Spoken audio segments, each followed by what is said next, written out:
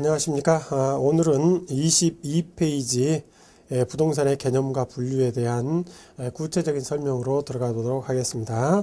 자, 먼저 부동산의 개념이다 라고 하면은요, 여러분들이 부동산이라는 게 뭐냐 이걸 봐야 되겠죠. 그러니까 부동산이란 뭐냐라고 봤을 때는 이렇게 부동산 이렇게 나오죠. 그러면 일단은 부동산이라는 게 뭐냐, 그러면 상대적인 개념이 뭐냐, 이것은 동산이다 이런 얘기죠.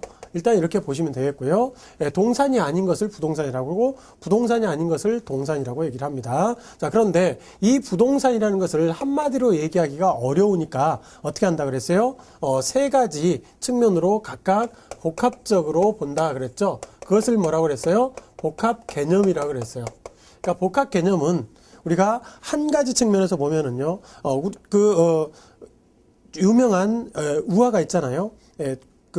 위에서 막 큰 쿵쿵거리는 소리가 나니까 밑에 있던 쥐들이 야, 위에서 전쟁이 일어났나 보다, 한번 얼른 나가서 봐라 이렇게 하니까 뭐라 그랬습니까? 그 중에서 이제 좀 잽싼 놈들 세 놈을 뽑아가지고 위로 보냈어요. 근데 위로 보내서 그 놈들이 보고한 걸 보니까 어떤 놈은 쿵쿵거리는 소리가 나는데 그게 기둥입니다.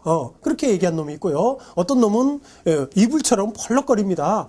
이불입니다. 이렇게 이불을 만지고 온 놈이 있고, 또 한 놈은 이제 튜브 같은 것을 만지고 온 놈이 있더라 이런 얘기죠. 그래서 보니까 어떤 한 측면에서 보면요, 그것을 뭐 기둥이다 또는 이불이다 또는 뭐 튜브다 이렇게 각각의 측면에서 보면 그렇다는 얘기죠. 이것들을 다 종합적으로 보면 뭐냐? 종합적으로 보면 복합한다 이런 얘기죠. 그것이 개념 자체를 서로 다 믹스를 해가지고 전체적으로 보는 게 바로 종합적인 개념, 즉 복합적인 개념입니다. 그러니까 이거 세 가지를 종합하니까 뭐냐?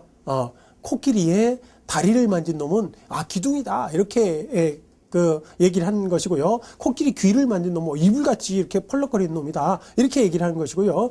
코끼리 코를 만진 놈은 튜브다 이렇게 얘기를 하는 것이죠. 그러니까 이것을 종합적으로 봐야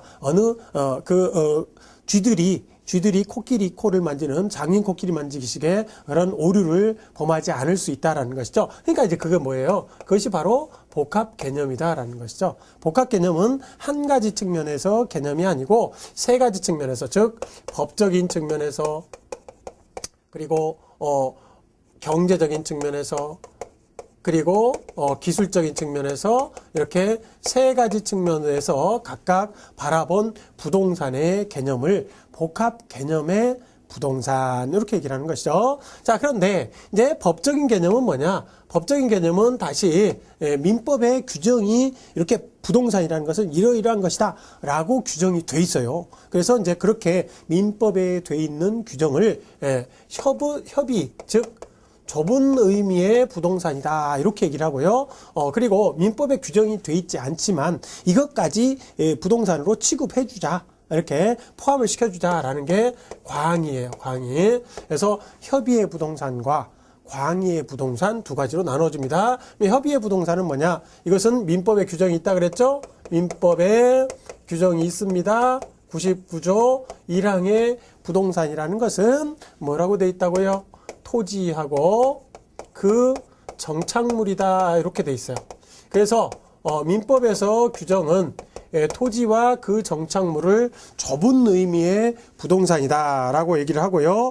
그것이 우리 민법에 규정이 돼 있다라는 것이죠. 그래서 민법에 규정이 돼 있는 좁은 의미의 부동산은 24쪽을 보시면요, 거기에 협의의 부동산 해가지고 나와 있죠. 그래서 토지 및 그 정착물, 이것이 바로 민법에서 규정하고 있는 99조 1항에서 부동산이란 토지하고 그 정착물이다 라고 규정을 하고 있어요. 그러면 이 두 가지가 바로 부동산이다 라고 규정을 하고 있고요. 그러면 우리가 1항이 있으니까 당연히 2항이 있겠죠. 2항에서는 뭐를 규정하고 있다? 동산을 규정하고 있어요.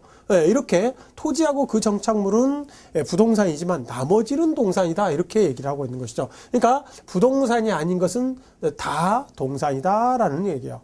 그러면 넓은 의미의 부동산은 뭐겠어요? 좁은 의미의 부동산을 포함하고 있고요.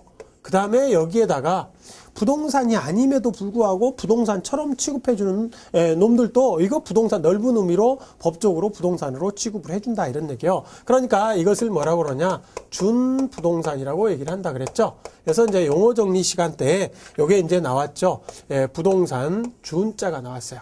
준자가 나오면 뭐라고 그랬어요? 항상 뒤에 것이 아닌데 뒤에 것처럼 취급해 주는 것을 준자라고 얘기를 했습니다. 그래서 준부동산 그러면 부동산이 아닌데 부동산처럼 취급해 주는 거.